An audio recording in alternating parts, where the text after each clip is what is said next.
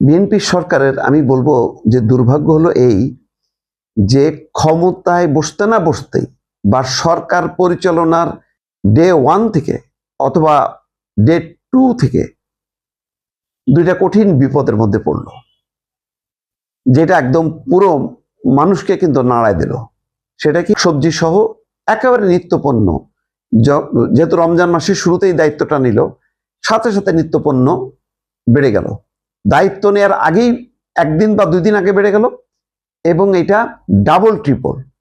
যেই কাঁচামরিচ মনে করেন 60 টাকা, সেটা হয়ে গেল 120 টাকা, 200, 250 টাকা। 80 টাকার কাঁচামরিচ 250 টাকায় যে ঠেকলো। প্রতিটা পণ্যের দাম দ্বিগুণ 3 গুণ। আপনি বলেন বাংলাদেশের মানুষের ক্রয় ক্ষমতা কেমন? আপনি ইরানে এই যে মাঝখানে 20-25 হাজার লোক যে মারা গেল শুধুমাত্র ওই নিত্যপণ্যের দাম হঠাৎ করে দ্বিগুণ 3 গুণ হওয়ার কারণে।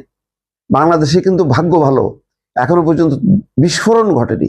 এটা তো বিস্ফোরণ ঘটার কারণ স্বল্প আয়ের মানুষ যে আগের দিন 500 টাকা নিয়ে গেছে, পরের দিন 500 টাকা নিয়ে যে দেখে সে কিছুই কিনতে পারছে না।